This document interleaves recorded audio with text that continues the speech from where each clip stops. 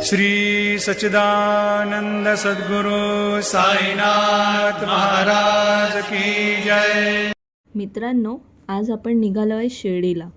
आम्ही दादर येथून दादर साईनगर एक्सप्रेस जी रात्री 11:55ला सुटते ती पकडली आणि ती सकाळी एक्झॅक्ट 8:45ला आपल्याला साईनगर शिर्डीला उतरवते। स्टेशनच्या बाहेर साईबाबा ट्रस्टतर्फे मोफत बस सेवा आहे किंवा आपण रिक्षाही करू शकता।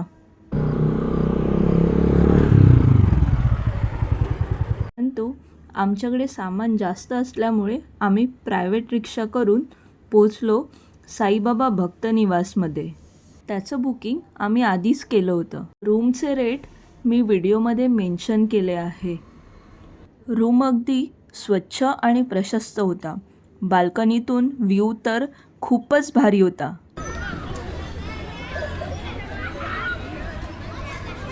तर भक्त निवास ते मंदिर जी मोफत बससेवा आहे त्याचा लाभ घेत आम्ही पोचलो मंदिरात। मंदिराच्या आजूबाजूला कॅन्टीन सेवा आहे जिथे अगदी माफत दरात चहा, कॉफी, नाश्ता, पाणी भेटते।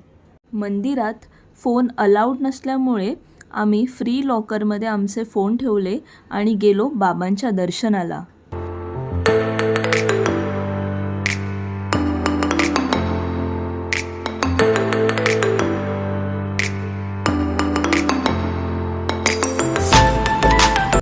द्वारकामाई अशी जागा जिथे बाबांनी खूप वेळ व्यतीत केला आहे।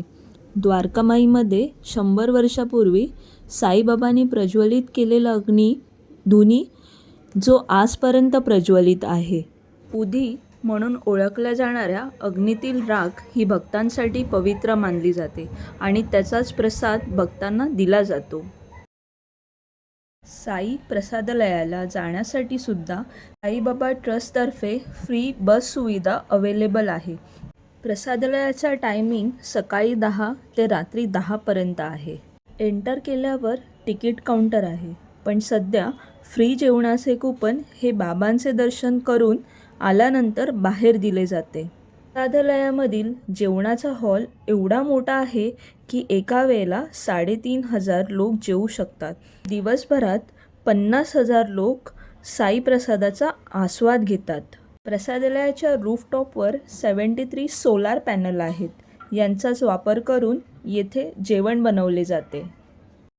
आम्ही पण प्रसादाचा आस्वाद घेतला। प्रसाद खूपच छान होता। नंतर आम्ही केली घरच्यांसाठी शॉपिंग। कसा वाटला माझा व्हिडिओ बनवायचा प्रयत्न? आवडला असेल तर लाईक करा, शेअर करा, सबस्क्राईब करा।